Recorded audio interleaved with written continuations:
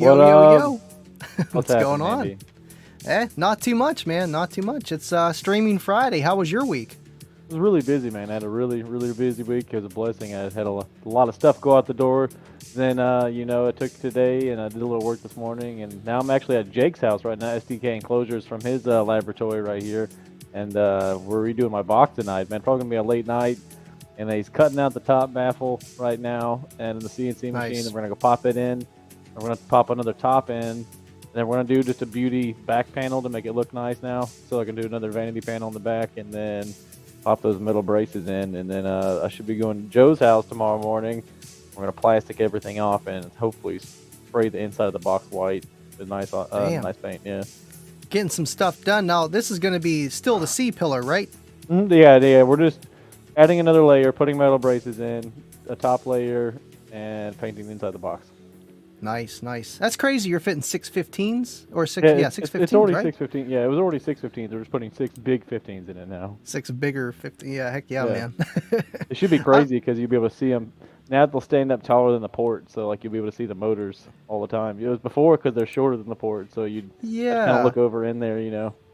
That's a placebo effect. You're going to look louder, so it's going to feel louder. Oh, sure, yeah. I mean, we just hop in and just see the 6 huge honking magnets. I hope I just gained a little bit of that low-end extension. Those XV3s are nasty low-end monsters.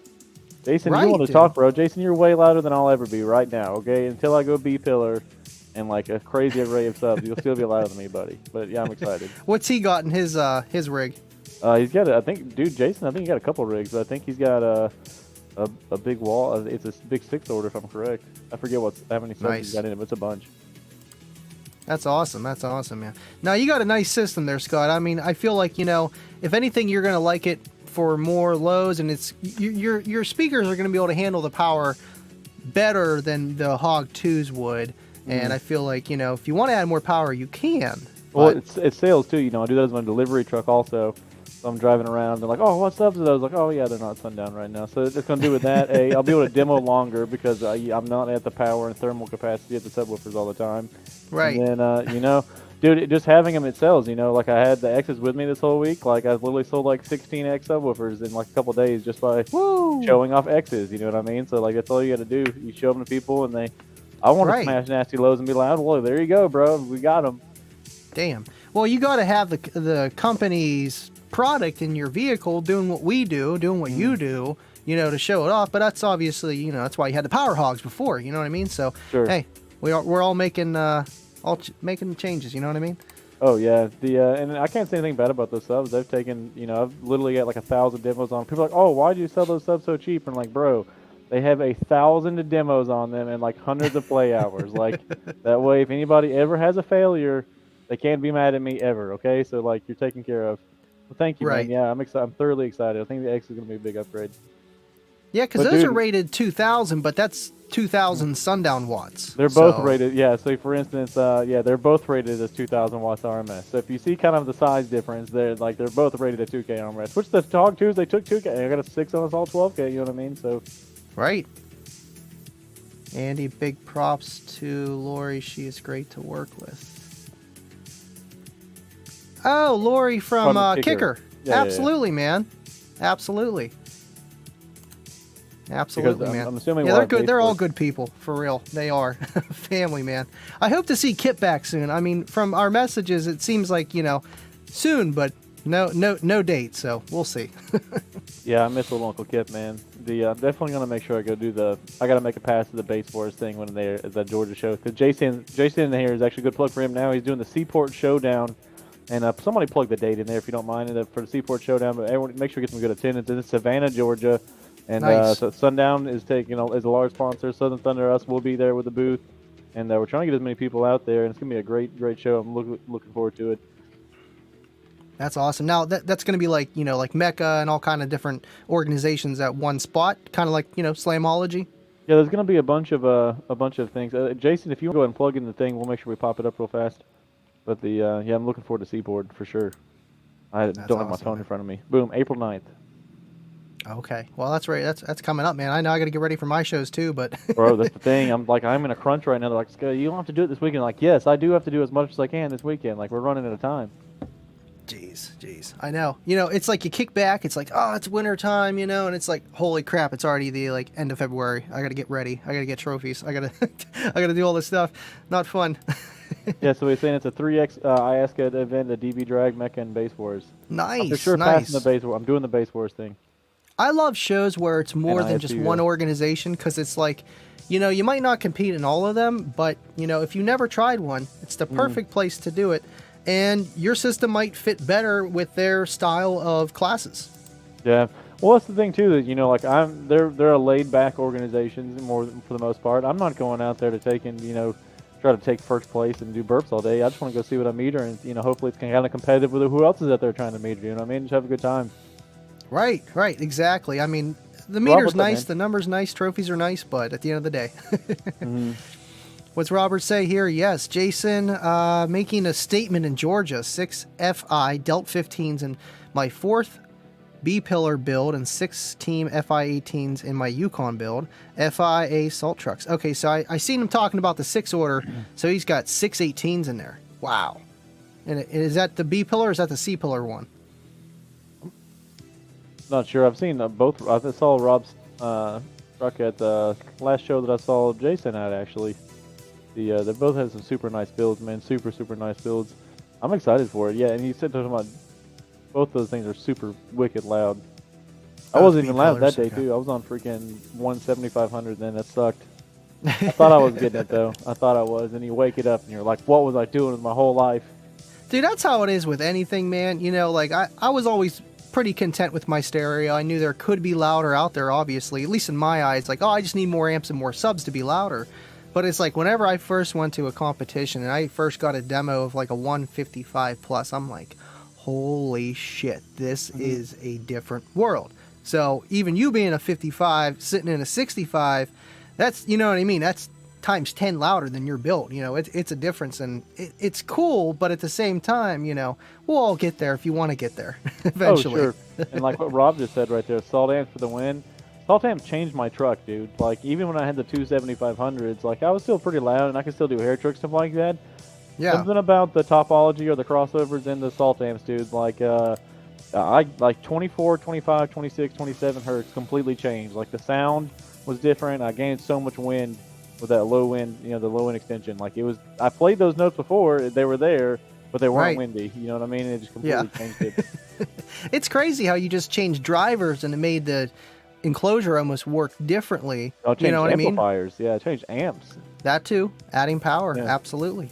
Now, There's so many variables. As far as the box stuff, though, the Hog 3s, they got through in there last second. The box, the wall was actually designed for Hog 2s. And then I was kind of like, it was like the week before Slamology, and we're going to put the Hog 2s in there. I'm like, why don't we put Hog 3s in here? And then Jake was like, it was kind of funny because Jake asked me, he's like, hey, are you going to put bigger subs in this thing? And I'm like, no, dude, you're putting the Hog 2s in it, And then the first thing I did is going to put the huge Hog 3s in it, But, so they were actually never meant for that enclosure, and they really weren't, they didn't really like it. And but I didn't that's have the power thing. for them. That's the thing. Sometimes, you plan for something and then it doesn't work. That's why, like, I made that post that I'm going to talk about a little bit tonight. And it's like, when you are changing stuff like that, it is hard, you know what I mean? But you got to work with what you got. Otherwise, you got to start from scratch. And, is it worth it for what you might get out of it by fixing everything? But yeah, El Fuego, he's running the Salt 12K? Yeah, I'm doing a new, I have a Salt 12K and 6 XV315s, the brand new ones. And they were built for me. I've always wanted the X's. I always thought they were the Sundown, and then like more I got into it, it's like, oh well, there's the ZV4, the ZV5, the NSV, or whatever, the Neo one, and I'm like, okay, so there are other ones that are just quote better, we'll say better, but I feel like for what you're trying to do and just the amount of power that you got, and you love the demos, man. I feel like what you got there is just a big surround, a woofer that's gonna move. What's the linear peak to peak, like 30 plus millimeters. Yeah, it's something absurd like that. I'm thoroughly excited. Like I said, I'm going to need more power, but again, I'll be going back to that where I'm underpowering, where I can demo longer as long as I stay out of clipping. Right. It's going to be sick. But going back on that before we ramble on that's only been 10 minutes. But what is the topic of tonight? We were going to say how to choose an amplifier. I think that's a pretty good conversation topic. And the very first thing I want to start out with, and I'm going to bring it off in the beginning, and people are going to hate me for saying this, probably, maybe not, it's not your amplifier's fault if you chose the wrong load for it, okay? So like, exactly. So like, there's quite a few things here. Like, oh, well, it'll do 0.25. You're like, dude, that's not that amplifier's fault that you have a load that's 0.25, okay? So like, biggest thing, and I'll let you start off with it. Where do you think someone needs to start on choosing an amplifier, Andy? Right. I honestly feel like it depends on your experience level. Whenever you're first getting into it, obviously, you want to just match impedance. And I feel like impedance and ohm laws and all that kind of stuff, you kind of have to learn it. Because otherwise, you might be mixing subs and thinking, oh, well, this is a 2 ohm coil, but here it's a dual 2. And you can either wire it up to 4 or down to 1. And you might have a 4 channel. Some people throw subs on 4 channels and you can bridge them and stuff. But we'll just say, the mono blocks, and maybe they, get a single 4, and it's like, well, your amp's 2 ohm stable or 1 ohm stable, and you're not getting all the power out of your amp. But then that's where I kind of want to say, it has a lot to do with the experience level, because maybe it's just better to have, an amplifier that's at the stable impedance rather than wiring down low. And that's another topic, what amps can handle running down lower. But I feel like the best way to do it is literally just to match your impedance of what it's stable at, so you're not going to run in anything, and just run a bigger amp. And then that's another conversation with how much RMS should I run. And I agree completely too. And they're like, oh, I need to wire this thing down to get more power. I was like, no, you actually don't need to wire that amplifier down to get more power. You need a bigger amplifier, bro. And it's the same, if the sub's 1,000 watts RMS or whatever, just a number out there, you need like a 1,500 or a 1,200 watt RMS at that ohm load amplifier, and just play it safe that way.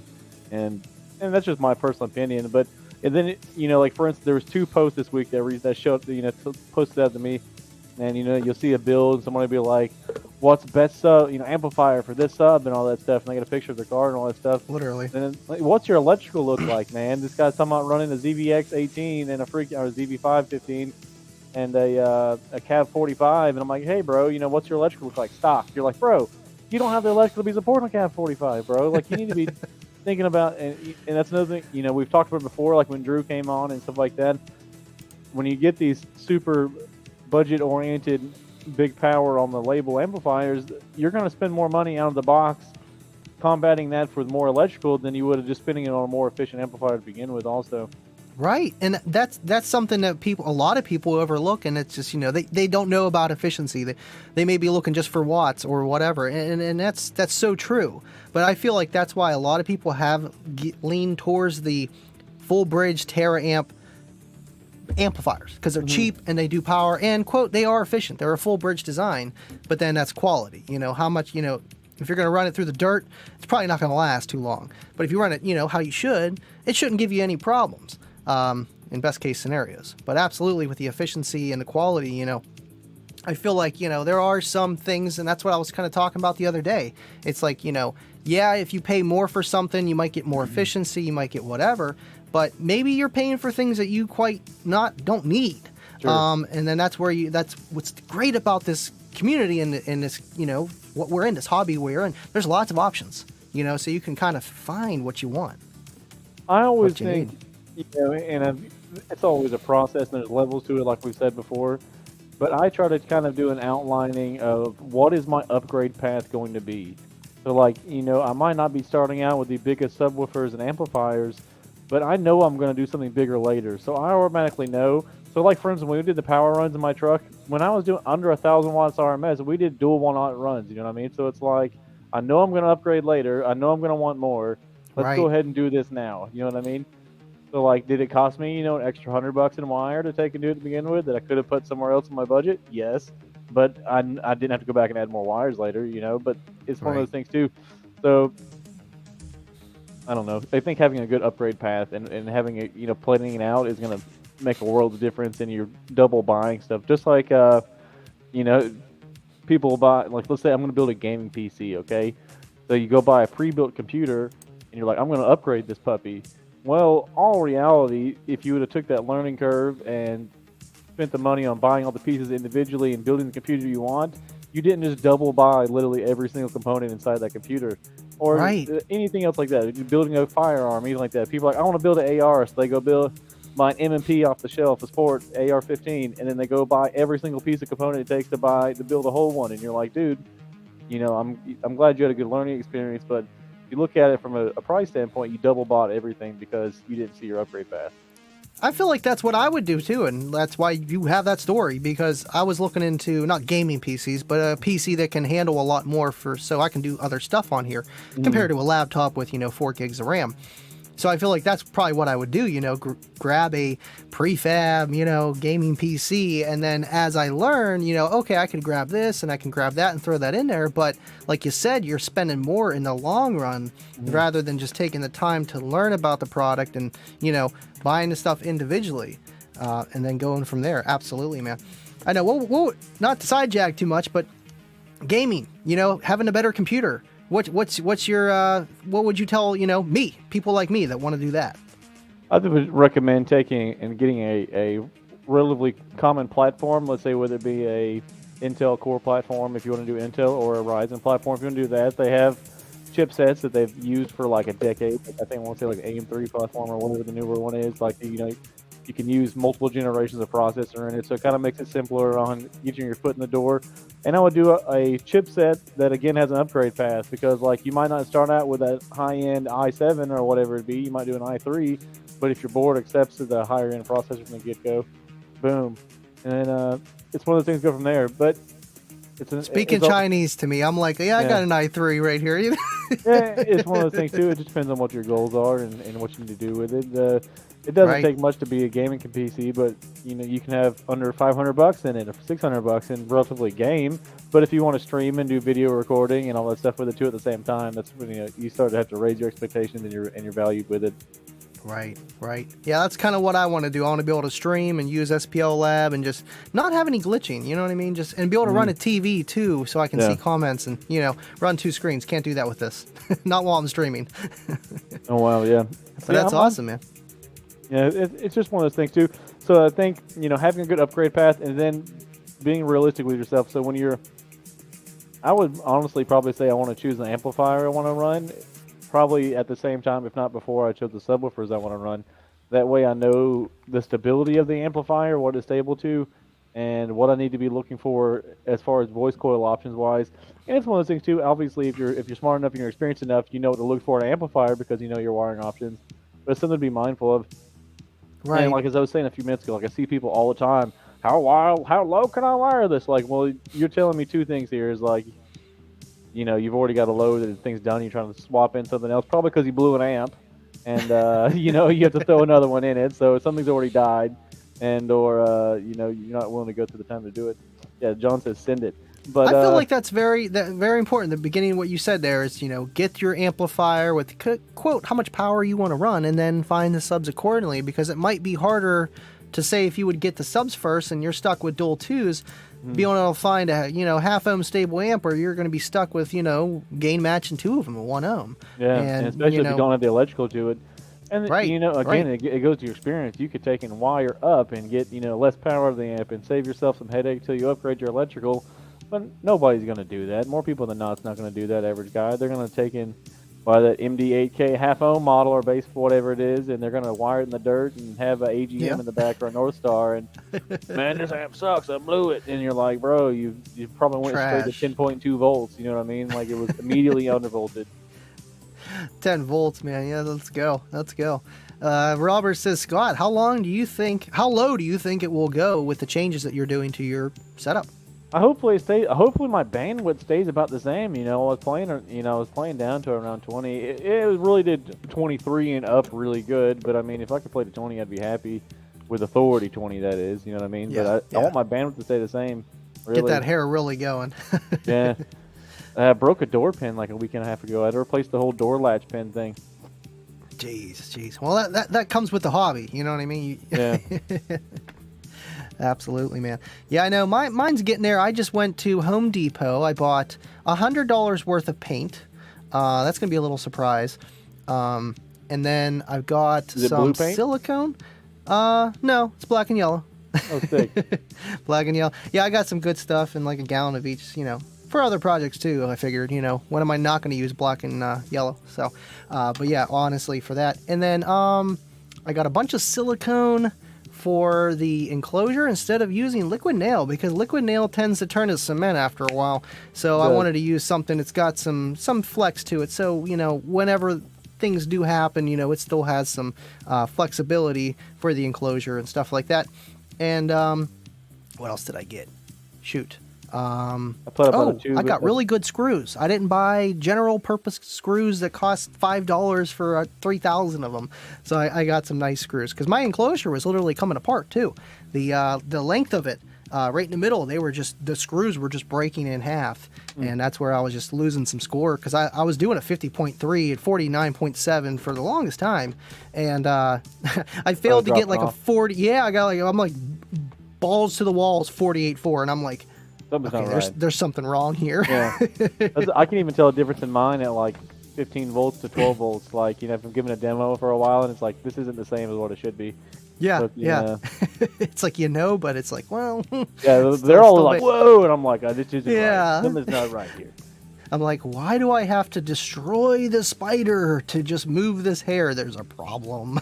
Yeah, luckily we caught it. I need to like rhino line my roof or something like that. When we did the roof in there, me doing it the hard way, instead of drilling the wood up and foaming, I drilled from the roof down and foamed. And I guess one of my screw heads, I had liquid nail on top of them. I guess it came off. And I had water leaking in the back rear corner of my box. So I re-liquid nailed it, cleaned it today when we were tearing the box apart. And put about a tube and a half in the roof in there in that void. I didn't have any friggin' spray foam with me, so I just covered up where it was coming in and just. That's probably better using that than the spray foam. It's gonna be dense. I assure you, no water's gonna come back in that ever again. If not, it's gonna run somewhere else off, not in the box. So. David says 10-volt talk in the house. Yeah. Dude, I made a TikTok, man. It was funny. So funny. Yeah, I love that one, man. People were like, "Man, you're gonna fry your stuff and this and that." I was dying. But that's how TikTok is, man. You got to put trolley stuff, or I feel like 14.4 volt talk guys should make some TikToks. They'd be good at it. But yeah, absolutely. I need some of those screws. Rob, where do I get those screws? I need to get some tomorrow for the subs. He's got some screws that don't have a taper at the end of them. They just go straight to a flat, so you don't have that shear spot where they break. Oh, okay. Jeez. So it's like a washer, just sucks straight down. 1/4 inch, 2.5 structure screws, stop screws breaking. Yeah, they were, I think, 12 millimeters. So what would that be? Almost a 1/2 inch. And then they were 2.5 deep. But I got 2 sets. I got one that was just your generic steel. I was going to go with the brass, but it turns out steel's stronger than brass. Brass is good for rusting. I don't need that. So I got those ones. And then these other ones, literally, the windings went one way, and then at the very end, there was bigger windings that went counterclockwise the other way. And I guess that's to tighten it in more. I don't know. I figured I'd try that, throw in 2 sets, space them out, have one type here, one type here, to get 2 different types of strengths throughout it. Oh man, I braced the crap out of this box this time. Yeah, that's one thing we're doing mine. Yeah, okay, I don't know if you saw it or not. So I had like a couple, actually like 3/4 inch braces that were in the bottom of it, like Craig jig in and stuff like that, which all broke pretty much. Jeez. So we're putting 4 metal braces in, and then we're adding another 1.5 inch total in the box of wood all the way around. So it's like, there should be no more flex. Yeah, no flexy. Bad flex. Bad flex. Same on the. Okay, awesome. So I got some good ones. Yeah, those ones that do that counterclockwise at the top end, they're like star bits. That's the only thing I don't like about them, but I feel like, a star bit type of head isn't going to strip as much as a Phillips. So there is that, I guess. It's a hit or miss, though, man. Right. I'm not a huge fan of having the Torx head. I like having a Phillips. Just fucking push in on her and give her the beans, you know what I mean? It's like, where's that one bit that I have of this size? Dude, I can make a Phillips head out of anything, you know what I mean? You got a T20 out in the middle of the woods, you're SOL. Yeah, that's it. But I can't. I like how we went to box design. Where's Jake at? He's downstairs fixing my box. Oh, there we go. Putting him to work. Yeah, that's what I do to Tony. Yeah. Get back there. Bro, I cut my hand. You're not going to see it. I cut my hands like 1,000 times, taking all that down for sound deadener out. Ooh. Well, now, how did you get that out? Did you just kind of pull at it and then heat it up and scrape it, or what did you do? I did take the time to heat it. Well, the sides, the 320 mil stuff came out halfway okay.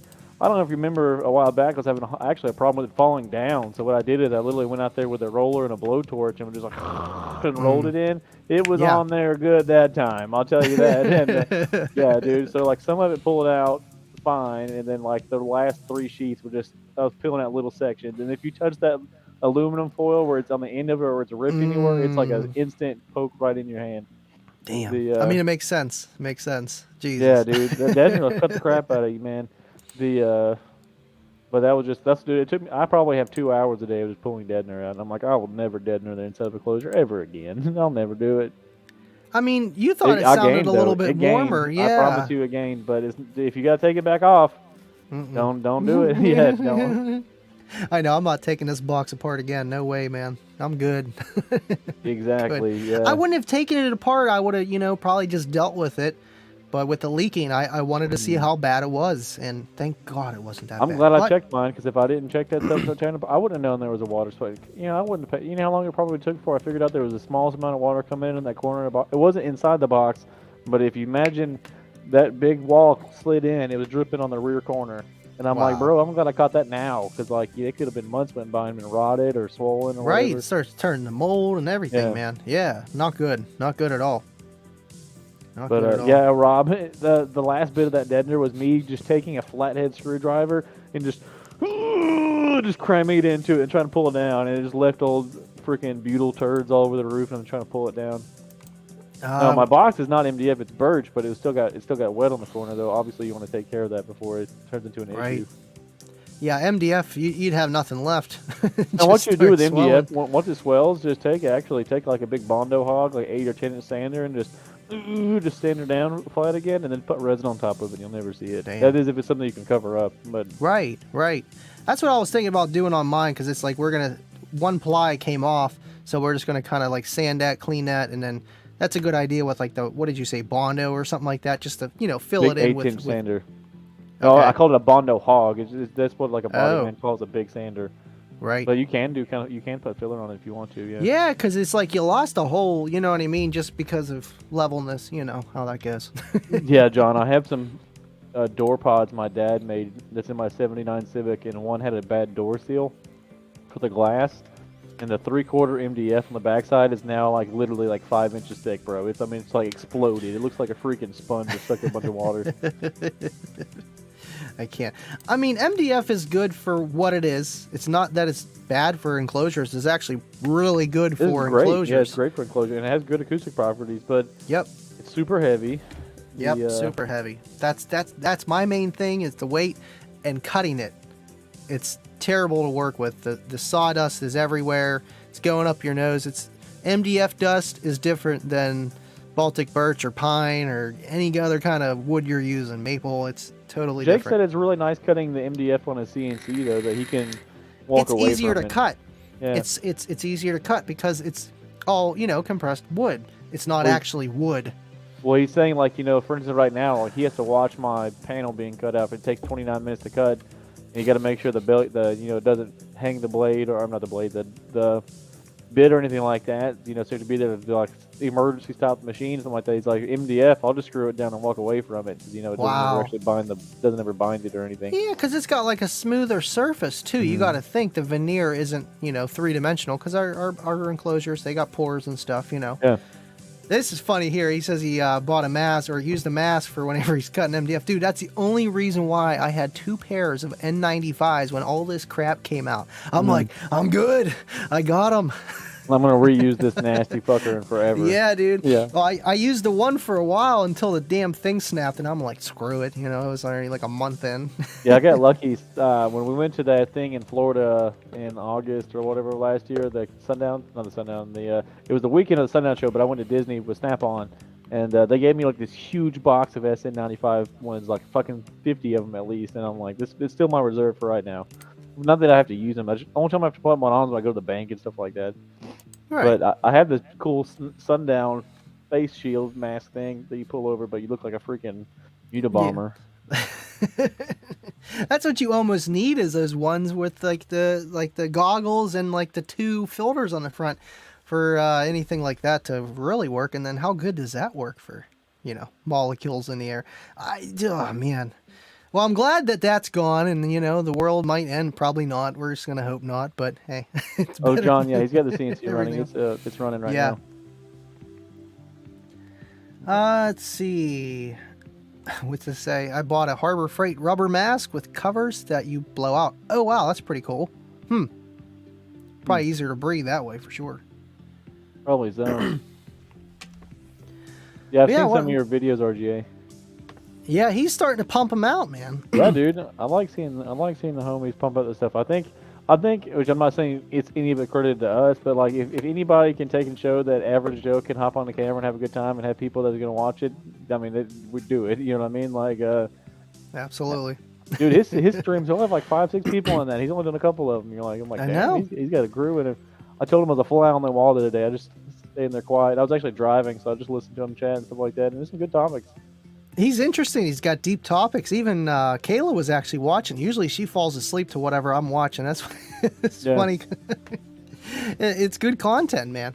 She actually watched it, and it's interesting. You know what I mean? And it's like that edgy kind of content too. So it's keeps you on your heels too. So What I like about RGA and those guys stuff like that is it shows that like also there's a large knowledge base of people inside the community that isn't influencers and stuff like that. Like there's a lot of these guys that if you just talk to them, like they know their shit too. You know what I mean? right, absolutely. He does, absolutely, man. Yeah. Absolutely. I like the Joe Rogan, and I've been watching the crap out of the Steve-O Wild Ride podcast here lately. I know. I need to start watching that show. The Steve-O's one's good. I enjoy the Steve-O ones. I can't. Good old Steve-O. Can't believe he's still alive, man. He was crazy. He still is, but I want to see the new Jackass bad. oh yeah, I remember that did come out. I didn't see Yeah. that yet either. They've all got that legal dispute stuff going on with Bam Margera and stuff like that in it. Oh yeah, you're right. Dude, that show was terrible. My mom used to hate when I'd watch it. I'm like, come on. Yeah, man. It's We good. grew up in It's like good. the Wild era of taking Yeah. Wild Boys and all that stuff too. And, Girls like, Gone Wild commercials at 3 oh, a.m. dude, Oh, I yeah, remember man. those. I wasn't even talking about that. I was talking about the Wild Boys. It was like the spin-off Jackass show where they traveled. But yeah, that's crazy. Yeah, it was a wild time. Right. If you had cable back in like the late '90s, or you wore that weird blurry channel, that's the porno channel, or whatever. Yeah. It worked on every TV in my house. Every TV in my house. Yeah. Blurry as hell. Yeah, but hey, every once in a while, I'd be like, "Whoop, titty," and you're like, "Yeah." That's all I need. I can't.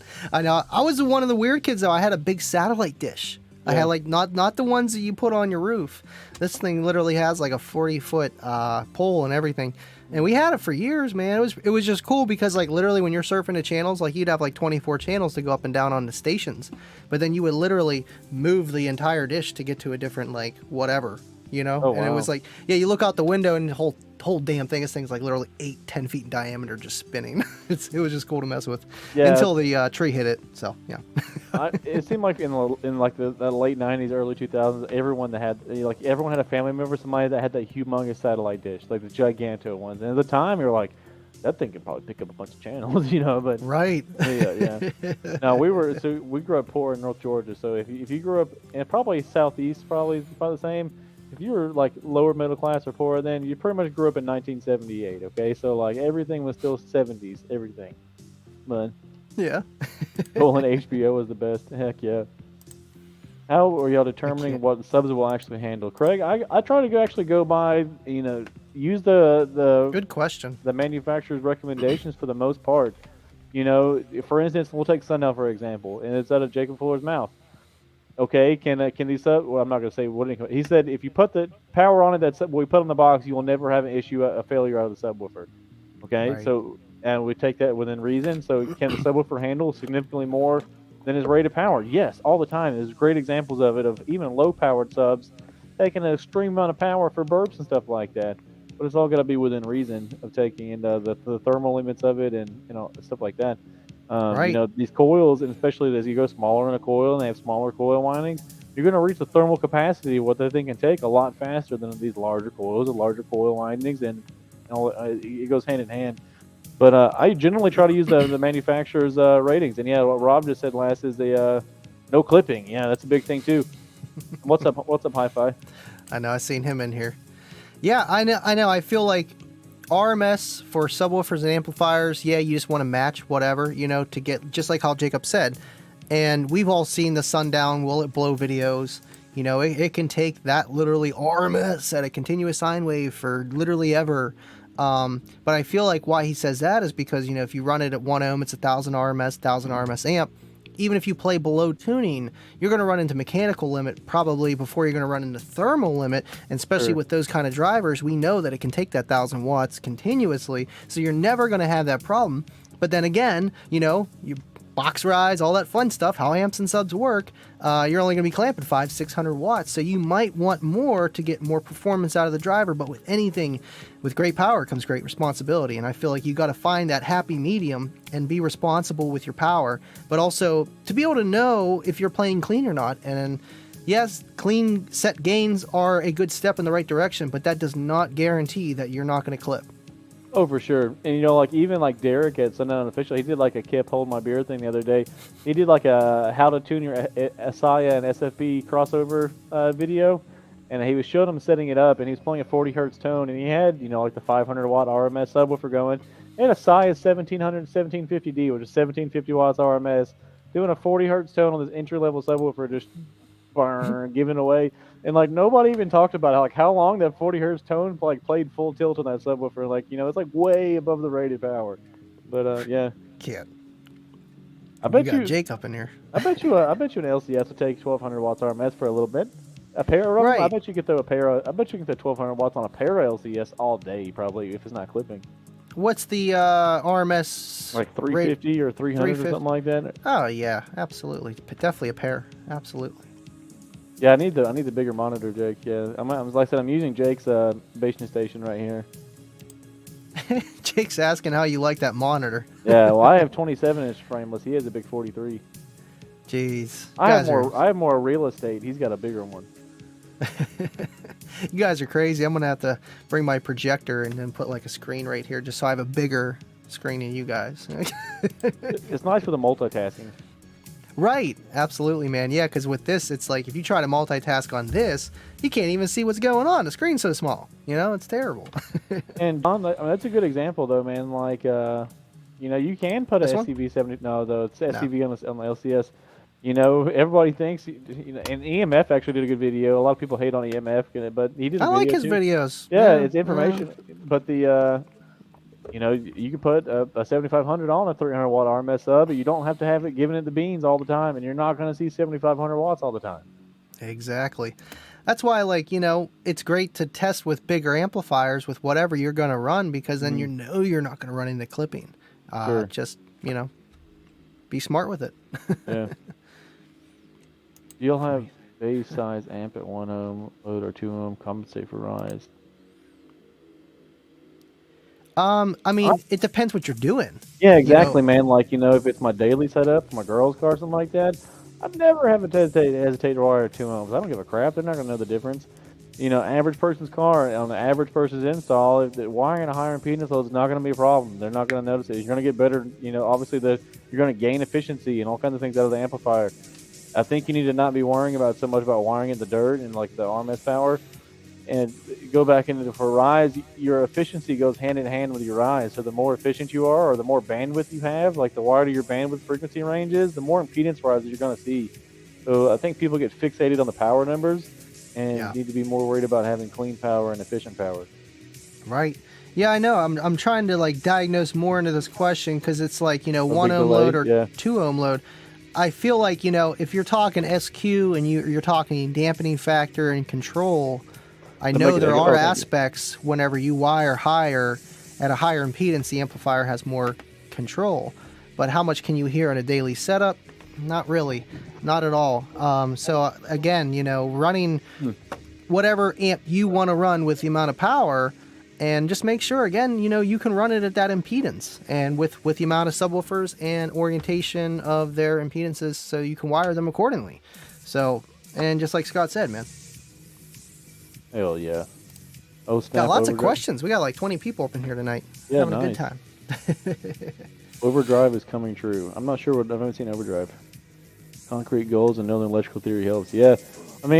For sure, having your goals. I quit, worrying about the number. I haven't even put a freaking AMM. I have an AMM1. I haven't put it on my Salt 12K yet. I don't really care what I'm clamping out of it right now. Now, am I going to go to a show? Am I going to get a clamp class and see what it does? Heck yeah, just to see what it does. But I quit fixating on the number. I even quit fixating on the meter a long time ago. Dude. Right. I know. I was surprised too. I was wired at 1 ohm. Yeah, I was wired at 1 ohm each on each CX1800. And I was only rising to like 1.7 or something like that because I had so much power going to the woofer. The impedance of just how the woofer was working with the enclosure just dropped. There was barely any impedance. So, but if you're talking lower power handling or less power I'm putting to it, yeah, the impedance was fine. It was like 3 or 4 ohms. It was rising from 1 to like 3 or 4. But it's crazy, there's so much into it, so you can't really just base it off of that. We have about 17 minutes left, something like that. Oh, listen to this. Vega's leaving us. He's going to go watch MBE. You hear that? Heck yeah. Tell him what's up. Yeah, tell him, come on, join us. What's going on? I like his podcasts. They're cool. Let's see. Any other comments I missed? There was a lot here. I know I was talking to you. Let's see. Okay. Yeah, this one. Yes or no? John says, to think about an amp, compare it to an engine, you get different horsepower at RPMs. Yo. I don't know. I feel like, impedance I don't know too much about amplifiers and how they're designed. And maybe with like a full bridge, you might see more variables going from 20 hertz to 20,000 of how much power that amp can do. Because I know with like, Big D's or anybody else that dynos amplifiers on especially 4 channels, they'll do it at 1,000 hertz compared to 40 hertz. So, I mean, it could be a thing. I wouldn't say it's really comparative. It's input and output, okay? So think an amplifier is amplifying, okay? So like, you have input going in, you have input voltage going in, and it's doing that. Your music all the time, and just like, and Rob and well, you can confirm stuff like that, you'll see more power on live music a lot of times than an amplifier is actually ready to do RMS or even sometimes even peak, as far as how dynamic the power is on music. And it goes into it too. It's really not fair to. I wouldn't say it's not a good comparison because again, reactive load versus resistive load and how they act completely different on the amplifier. And and a lot of these guys will tell you the dynos are good to show you like potential for it to make power. Dynamic powers are good to show potential. The capacitors make power and stuff like that. But it even goes down to on top of that, the power supply is regulated, unregulated, and what you're actually going to see out of that. And again, also the impedance, what you're feeding into it power-wise, and consumption, how long the wires run to it, all kinds of stuff like that can actually change incrementally on what the power output you're going to see out of it. Even the wire that you're using for your speaker output wire can affect the RMS power you're seeing out of that amplifier. Yep. Absolutely, man. The length, especially the length. I can see that. Yeah. Amp power is closer to fluid dynamics of a fuel system. It's hard to compare car audio of what we do to a lot of things, but there are a lot of similarities in some ways, for sure. But just like, with like a race car, it's the same way with car audio. You got to have the engine, but then you got to have the transmission to be able to handle the engine. Then you got to have the tires to be able to handle the power that the transmission's sending from the engine to everything. You got to have everything work together. So I feel like that way you can compare cars and car audio because, your alternator, your battery, your amp, your subwoofer, all that kind of stuff. Sure. Absolutely. And I like what Rob said. I think I've literally metered 2 times in the last year. And the one time is because somebody told me hey, if you pass, we aren't going to charge you. We need more people to do this lane. And then B, we were at a show and I had 5 cold snacks and I was like, let's hit the meter. I agree. I'm a demo guy. I like having people lined up ready to get people in as soon as people get out. And I get no more enjoyment out of anything in car audio, like I've said before, than getting 5 people in my truck and then just seeing their reactions at one time when the bass drops. Absolutely, man. Yeah, I know. Vega was a competitor. He used to run Kicker, man. He was doing some good numbers with us, too. Craig, sorry, I didn't mean to cut you off, Andy. No, I was going to say, but like you said, demos that's the heart and soul of car audio, I feel. I forget what you type. It's like power wire amperage foot chart or something like that. There's a good chart that shows your amperage draw by your power wire, what size it needs to be. for how long the feed runs are. And I forget, and I originally saw that in a Soundman card audio video, and I saved it. And I'm not at my desk right now, or we could share it. But yeah, if you type in like power wire amperage, put something like that, there's a good graph that'll pop up on Google. Right, with like the gauge wire, the amount of distance, and the amount of power that you're trying to pull and supply from. Yeah, Sure, so I mean, as far as that, you can clamp stuff and kind of see roughly what it is. But generally speaking, you're gonna know your amplifiers output, amp wise, or what they're rated at. You're gonna know what they recommend to fuse your amplifier at. So like they recommend on mine it's got 4 runs or whatever it is, 4 300 amp fuses. So I know you don't fuse for the capability, you fuse for 300 amp. I'm gonna run 300 fuse amp for short. Yeah. So like I know. I feel like it depends on your alternator. You know what I mean? If you have 20 wires of 0 gauge and you have a stock alternator, it's not going to make a big difference whatsoever compared to running one single run of 0-aught or 1-aught, whatever wire.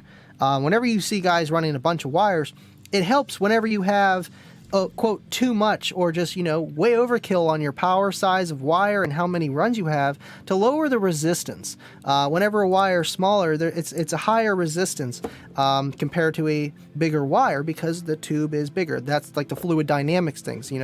Water rushing through a small straw say that 4 times fast, compared to a giant tube. And think about it resistance. Too. You have constantly, you see it or not, you constantly have voltage that's trying to be pushed back forward from the battery because it's hooked up to your battery power, and you have constantly have your alternator pushing it backwards. So if you see it kind of like, think about like that thing shooting up and down your power wire of like your alternator's on, it's trying to cram a bunch of voltage backwards, or your battery's getting a load put on it, it's trying to suck a bunch of voltage back, or then the music stops for a second, the voltage shoots back up, and then pushes it back up in the wire. Think about it kind of like that. Now, if you have too small of a wire, that can turn into your hotspots, okay? But think about it that way, and the more wires you have, you're obviously lessening the load that it's going to be pushing back and forth on. It gets to work easier, and that kind of gets kind of complicated to think about it that way. But right, yeah, you're going real deep. But yeah, absolutely, man, sure. You're right. I'm about to do 2 of the Team Pi amps strapped at 1.3. It's going to be fine at 1.3. I wouldn't strap them. I would run them independently and gain match. And the only thing I can say about the Team Pi amps that I've seen being an issue so far on the 5500s and the 7500s is do not use the RCA output out of the top amp into the slave one. For some reason, we're seeing on the Team Pi amps, on the 75s and the 55s, if you're using the powered RCA out into a top amplifier for some reason, I don't know if it gets to be a voltage spike or what, but we've seen some damage on the preamp section. So I would personally wide the RCAs to 4 and then run them separately gain matched and then phase just split them up and or have like a line drive out, Sure, if you have, think about it, if you do an RCA splitter box, you're not losing any preamp voltage, but if you take and split it, if you have 4 or 5 volts input, then you're going to be fine running plus 2 volts all the time. Right. You just have a little more gain used. Like how Vega says, the amp dyno is like measuring horsepower at the crank instead of at the wheels. It's good apples sure. apples. Yeah, right. People see people all the time. I got this 300 horsepower crate motor, and you're like, bro, you're probably putting 230 to the wheels, 220. You got a lot of parasitic loss there. Just like I have a guy today, he was like, I didn't mean to hit the mic there, but he was like, I got this 3500D on my 212s. They're seeing 1700 watts all the time. You're like, bro, I'm sure it sounds great, but I'm sorry. Like, I don't want to be this guy. It doesn't work that way. I kind of, before I knew what I know now, I kind of thought, okay, if the amp says it's doing 2,500 RMS, and it wouldn't even do that, but still, we'll say it did. It's like, well, maybe on the loud notes, that's what it's doing, and then less power on maybe the higher frequencies or the lower frequencies, and here it's flipped, it's backwards. Yeah, it's funny too. Bro, even take me a year and a half ago when I had that T4000 in my truck.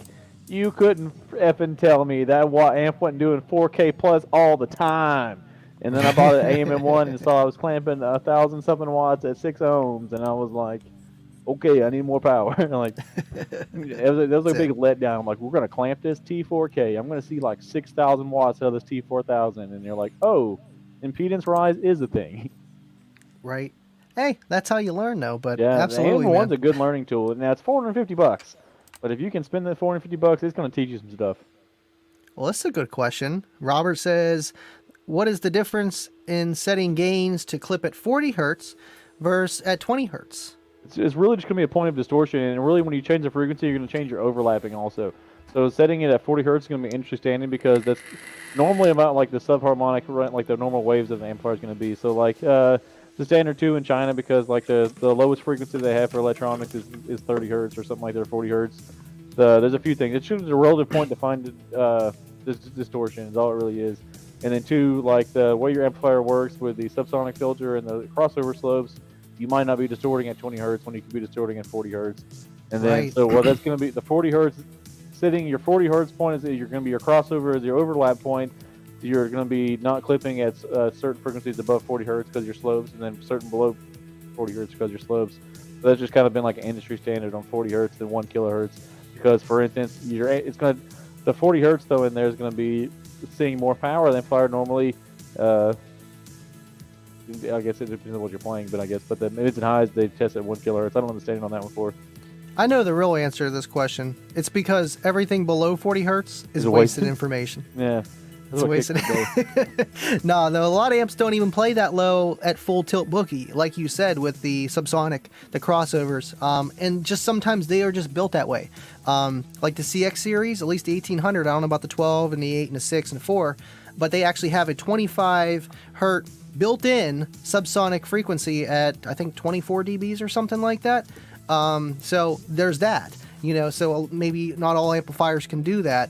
And I mean, unless you're playing at 20 hertz and like maybe up to 30, like, like my build, yeah, you could probably get away with it. But your average build, nah, you kind of want to do the 40, like you said, because then, you might have a high pass, low pass, whatever it is, at like 80 hertz. And you're going to start losing power around 60 hertz, because then that's where that slope comes into effect. So that 40 is kind of like that sweet spot between everything, and that's where most bass is. And plenty of information there. Again, too, so like it's just looking for the point of distortion. So like the software, whatever you beat, you can tune with the O-scope if you like to, but then you have no kind of overlap or anything like that either. Let's see. But yeah, that's a good example. You clamped 39, 75 watts out of his 8K. People don't think about it. It's a big load. You got 6 subs on that thing, man. It's having to work to move them bad boys. That's not bad. That's not bad, really. Yeah, because I know 12Ks get about 6. So I mean, that's what you have to know walking in. It's like if you're going to be competing, it's like, well, I need to stay at this class, or I want this much power from my burps. Then that's when you want to kind of know, should I wire lower or whatever to help combat the box rise. But it's not really fighting anything. It's just, you're just adjusting what you're going to run to it to work better for your application of how much power you want. I like this episode, man. We're moving. We're grooving, dude. No, this it's is for fun. sure been good. I'm trying to check the comments here. Yeah, you're good. I like what Parker does in his too. I almost thought about, because I never use my M1. It just stays in the pouch all the time in my center console. I'm like, I should just mount that sucker and do it. Yeah. I know. I kind of wanted one just for demo purposes. Literally have it on the front dash so you would see that real power. But knowing how they eat 9-volt batteries, I don't know. I would probably almost have to make a power supply for it. RGA still trying to hit that 90, bro. He's trying to get it. And just yell really loud. Yeah. I love seeing posts like that where people are, they're metering with their cell phones. And they're like, oh, I'm trying to get 120 dBs, or I feel accomplished. And I was one of those guys. I didn't use my phone, but I used a handheld SPL meter, and I thought a 124 was pretty loud. It did find out my peak frequency at 54 hertz. But otherwise, it didn't tell me anything else, really. It didn't give me an idea of how loud I actually was. Demo real-time power. You have to take 10,000 watts is funny. Demo real-time power. You can do an update on your AMM1 to real-time power, or as far as or do a dyno mode on music. I missed that. Sorry, I was reading. Oh no, it's farther down. Okay. Everything's in the boxes still. It happens like that. Yeah, dude. Rob's got some serious bandwidth. I like some Rob demos. You need that bandwidth, man. And I feel like maybe, is it true when you have more bandwidth, there's more of that quote tighter bass, or could it be a huge range of playability but sloppy bass? I don't know, man. I think depends on the enclosure. I really think, if you're getting port noise and stuff, but there's a lot more stuff that goes to it than that. But at the end of my day, mine sounds great. Let's see, and people compliment it, so I like to think the bandwidth goes hand in hand with how it sounds. Right. Hi-Fi Vega, I will fight you, bro. I'm telling you, blue plate mayonnaise over Dukes, bro. I'm telling you, dog. I'll grow, dude. If I take and open your fridge, and there's not blue plate in there, I'm not making a sandwich. Okay. I'll take a knife, and I'll just scoop it out like I'm gonna get it, and I'm gonna do it right in the trash can and do you a favor. Oof. David says he has rechargeable batteries. Yeah, you almost need it for that. Got them. Got to. And a lot of people don't realize too, like you'll start getting bad readings and stuff like that with your DD1 or the AM1 if it's not charged up. I know I seen Steve Mead's video last night. It's like his second video of the line out converters. Really good. You got to check it out. Where he actually, uses the 2-channel O-scope and like matches the input versus the output of the line out converter. And I thought that was really cool that he did. But yeah, they definitely need batteries for breakfast and lunch and dinner.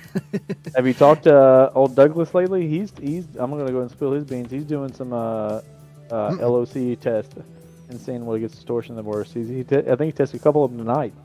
Oh wow! I didn't know he had an O-scope or anything like that. Yeah, the only thing I've ever tested, I've tested the Walmart pre-out with the SPL Lab. Yeah, he tested the Walmart one and an Amazon one or something like that.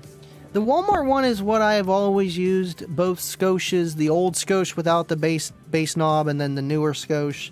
But they actually don't carry that, at least in my Walmart. They got that Metra or whatever, Meta something. They got a different brand instead of Scotia. Scotia's gone out of Walmart.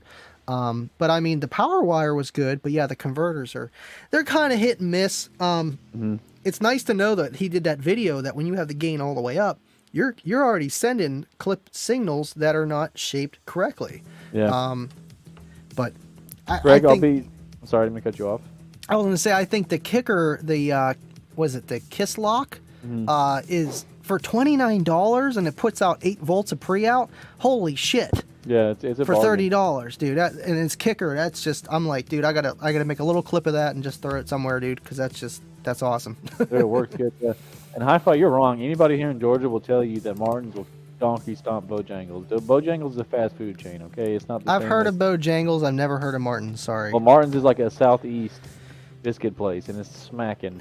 It's definitely better than Bojangles. I have Bojangles all the time. It's not Martin's. Waffle House or IHOP? Definitely Waffle House. Damn straight. And regular audio guy, he does have Robot and Tizzy. I lost respect for Robot when he docks my information for no reason. That was crazy. Yeah, that was silly. Vega, try the Amazon lithium 9-volt batteries. They last in the AMM1. I've dynoed several amps with a single battery and still good. Yeah, those Amazon ones aren't bad. I seen what is it? Farm guy. What's his name? You're gonna kill me, Vega. I should know his name. Project Farms, that guy or whatever. He did a bunch of tests on all the rechargeable batteries, and the Amazon one did pretty good. But again, with chargeable batteries, just like car audio, man, what do you want? Do you want discharge rate or capacity or the best of both? And then how much do you want to pay? Oh, for sure, yeah. I like seeing the people getting the niche test like that and testing the different products. And a lot of the Amazon brand products, dude, smacks. I bought some project tape for decals. It was like clear with the grid, and the Amazon brand, it was like literally the cheapest one you could buy. That stuff was amazing. I'm having better luck with it than the 3M branded project tape. Damn. Damn. Man, I can't believe we already flew by this hour fast. Yeah, and we'll probably be cutting it off at the hour mark. I need to get back downstairs and get to work with Jake because he's knocking out all the stuff right now. Yeah, you got to get on your box. I think tomorrow, more progress. I had to buy all this stuff. I was going to drop it off, but didn't want to work on it tonight, so that's good. But that's awesome that you're getting yours along. So when do you think yours will be done? Like 2 weeks or 3 weeks from now? I hope to be playing tomorrow, bro. Oh, really? Oh, yeah. No, you're not going to do no port and polish, you know what I mean? I'm vacuum the car out, and you're just going to turn up the gain and turn it on. I like to, yeah, and I agree, regular. I don't want to get to me. I'm gonna let my success be the victory on that stuff. But yeah. So my game plan is wake up tomorrow, haul ass over to Joe's place, spray it down with some paint, let it dry enough to load the subs in and load them suckers in. Vega. I can kind of agree there. He's gonna get this clip to this now. He's gonna. Hey, you know what, make another dude? video about me. Karma is so real, dude. That's why I don't talk crap on nobody no more. All I have to say is, though, it's instantaneous. Robot Underground has a whole legal team of people just waiting to drop the fucking hammer on him. I'm not even joking. Yeah, and like F with me, bro, or a few other people he said he's talked about. But hell yeah, I appreciate you, RJ. But cool, we're actually on that note. We're at the hour mark, and I think we're gonna wrap this thing up. I gotta get downstairs, help Jake out, and get back at it, man. And Absolutely, you doing your stream after for everybody here watching or no? Of course, man. I'll be on at 10 o'clock. You know the channel. Oh yeah, heck yeah. I might pop in and listen while we're working. Hell yeah, dude. I'll try not to be too boring. That's not you going. Dude, you got more interesting guests than we do on here every time. You already got Dave on your stream. We haven't got Dave on here yet. Dave, I know. I still need to get with Dave too. I need to like diagnose his computer, but we're gonna get him going. But yeah, absolutely, man. He's cool. But yeah, this was a good show, man, and can't wait till next week. Andy, you have a good weekend, buddy. Rolling Thunder, episode 34. It went by pretty good, man. Sounds good. Hey, I'll see everyone later. Everyone have a good weekend, guys. Be safe. Don't drink and drive.